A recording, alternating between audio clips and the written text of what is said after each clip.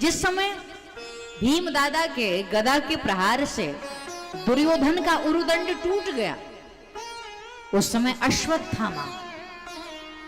अश्वत्थामा ने दुर्योधन का प्रिय कार्य समझते हुए उसने मन में संकल्प ले लिया कि मैं पूरे पांडव वंश को समाप्त कर दूंगा। और रात में पांडवों से वैर के कारण, पांडवों से विरोध के कारण वो पांडवों के शिविर में जाता है। चूंकि वहां पर कृष्ण पांडवों को लेकर के बाहर निकल गए। कृष्ण ने कहा मुझे नींद नहीं आ रही है, चलो हमारे साथ टहलो। और सब देखो भगवान भक्ति की रक्षा कैसे करते, सब सोए में कन्हैया के साथ चले गए। लेकिन शिविर में कौन सो रहे थे? पांडु पुत्र सो रहे थे, छोटे बच्चे सो रहे थे उनके। इतने में अश्वत्थामा उन पांडवों की हत्या करने के उद्देश्य से आया। चूंकि पांडव तो वहां नहीं, लेकिन पांडु पुत्र थे और वो समझ ना सका और सोते हुए छोटे छोटे शिशुओं की गर्दन को सर से अलग कर दिया और पशुओं की तरह हत्या करके उनके शीश को लेकर दुर्योधन को भेंट करने चला गया। दुर्योधन के पास ला करके जब शीश समर्पित किया, दुर्योधन, चांदनी रात है, उसने बहुत वो ठहाके मार के हंसा कि अब तो पांडव समाप्त हो गए हैं। वारे अश्वत्थामा, तुमने हमारा कितना बड़ा काम किया। लेकिन उस चांदनी रात में जब चांद के सहारे शीश देखा तो दुर्योधन भी घुटने के बल जमीन पर बैठ गया। अरे मूर्ख, ये तुमने क्या कर दिया? तुम जिनका शीश लेकर आए हो वो पांडव नहीं बल्कि पांडव के पुत्र हैं। क्या कर दिया तुमने? हमारे पूरे वंश को निर्वीज कर दिया। ये तो बड़ा अपराध किया। उसने भी निंदा की है अश्वत्थामा की। लेकिन अश्वत्थामा कहता है चाहे जो हो जाए, पांडवों के वंश को तो हमने समाप्त कर दिया। अच्छा, इधर की स्थिति आखिर द्रौपदी कहती है, द्रौपदी रोती है कि मेरे शिशुओं ने क्या बिगाड़ा था? अरे उस अश्वत्थामा का क्या बिगाड़ा था जो मेरे सोते हुए निर्दोष शिशुओं की हत्या कर दी? बहुत रोती है द्रौपदी, बहुत रोती है। और अर्जुन आकर के कहते हैं द्रौपदी रो मत, क्योंकि बेटे और माँ का क्या प्रेम है अभी आपने सुना है। अगाध प्रेम माँ और बच्चे का होता है। किसी का बेटा उसकी माँ के सामने गुजर जाए तो उस माँ की स्थिति क्या होती है, माँ की हालत क्या होगी? माँ तो टूट जाती है, माँ का हृदय तो विदीर्ण हो जाता है। लेकिन द्रौपदी रो रो कर कहती है क्या बिगाड़ा था मेरे शिशुओं ने, जो पशुओं की तरह मेरे बच्चों की हत्या कर दी? क्या बिगाड़ा था? बहुत रोती हैं। लेकिन अर्जुन ने कहा द्रौपदी रोना नहीं, रो मत। और क्यों ना कहें, क्यों ना रोएं देवी, क्योंकि उनके बच्चे शिशु की हत्या हुई। तो आज अर्जुन बहुत समझा रहे रोना मत, लेकिन कैसे ना रोए मां? अर्जुन ने आश्वासन दिया, देवी मैं तुम्हें ये निश्चित रूप से आश्वासन देता हूं, जिसने हमारे शिशु की हत्या की है मैं उसको बांध करके तुम्हारे सामने प्रस्तुत करूंगा और जैसा उचित लगे वैसा तुम उसके साथ कार्य करना। और देखो माताओं, जाकर के अर्जुन ने अश्वत्थामा को पकड़ने का प्रयास किया तो अर्जुन को देखकर अश्वत्थामा डर के मारे भागे जा रहा है। जब सोचा कि अब पकड़ा जाऊंगा तो बात बात पर ये आदमी ब्रह्मास्त्र ही चला देता है।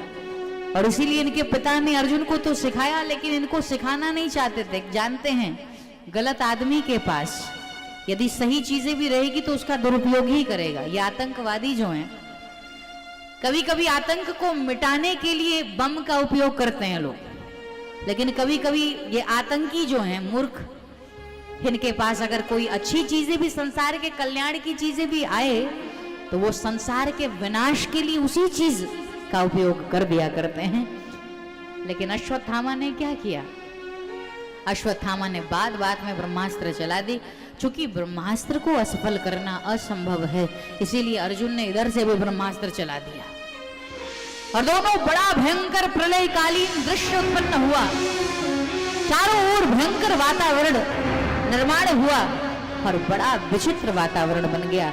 भगवान कृष्ण ने दोनों ब्रह्मास्त्र के तेज को खींचकर शांत किया और इसके बाद अर्जुन ने अश्वत्थामा को पकड़ा और पकड़ करके द्रौपदी के पास प्रस्तुत किया। द्रौपदी रोने लगी। क्यों ना रोए? एक मां की अगाध ममता, एक माँ की पीड़ा। माँ पूछना चाहती है, द्रौपदी पूछ रही है क्यों मारा है, क्या बिगाड़ा था मेरे निर्दोष शिशुओं ने तुम्हारा, क्या किया जाए। आखिर कृष्ण ने पूछा कि इसके साथ क्या करें। अर्जुन ने कहा क्या पूछना क्या है प्रभु, आदेश करें। भीम ने कहा इस आदमी को तो मारना ही, तस्य श्रेयान वद स्मृतः, इस आदमी को मारना ही सर्वथा श्रेयकर है, मार डालो। अरे जिसने जैसा किया है उसके साथ वैसा ही करना चाहिए ना। शठम साठ्यम समाचरेत, दुष्टों के साथ दुष्टता ही उचित है। सबने कहा मार दो मार दो मार दो, लेकिन द्रौपदी क्या कह रही है, कुछ अलग ही कह रही। सबने कहा मार दो, द्रौपदी ने कहा छोड़ दो। मुच्यता मुच्यता मीश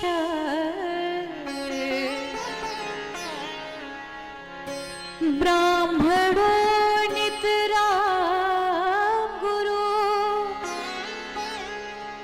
छोड़ दो इसको। मुच्यताम मुच्यतामेशः ब्राह्मणो नितराम गुरु, छोड़ दो, गुरु पुत्र है, मत मारो। क्यों ना मारे, अरे अगर इसको भी मार दोगे तो गुरु माता वैसे ही रोएगी जैसे आज मैं अपने बच्चों के लिए रो रही हूं, इसकी भी माँ तो ऐसे ही रोएगी ना इसके लिए, इसीलिए इसको मत मारो।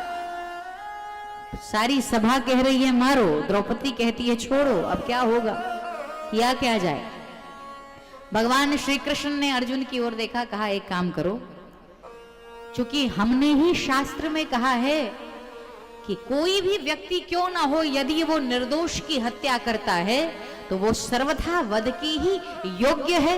वो चाहे कोई भी हो, निर्दोष को मारने वाला, बालकों की हत्या करने वाला सर्वथा वध के योग्य है। लेकिन कृष्ण ने कहा हम ही ने शास्त्रों में ये भी बात बताई कि कोई भी क्यों ना हो, लेकिन ब्राह्मण कितना भी पतित क्यों ना हो जाए, लेकिन ब्राह्मण कभी वध के योग्य नहीं होता, ब्राह्मण हत्या नहीं करनी चाहिए। तो कृष्ण ने हम कहा हम ही ने दोनों बात कही है, तो अर्जुन कुछ ऐसा करो कि मर भी जाए और बच भी जाए, कुछ ऐसा करो कि मर भी जाए और बच भी जाए। अब क्या करेंगे कि मर भी जाए और बच भी जाए। तो अर्जुन ने क्या किया, बस अश्वत्थामा के शीश पर मणि चमकती थी, उसको पहले मणि निकाली और उसके केश मुड़ा दिए, उसके मुख पर कालीमा पोत दी और धक्के मारकर शिविर से निकाल दी। यानी ब्राह्मण कितना भी पतित हो जाए वध के योग्य नहीं होता, लेकिन ब्राह्मण का अपमान करना, ब्राह्मण का मुंडन कर देना, अपमान कर देना, यही तो ब्राह्मण के मृत्यु दंड के समान है। ये कहकर के धक्के मारकर शिविर से निकाल दिया।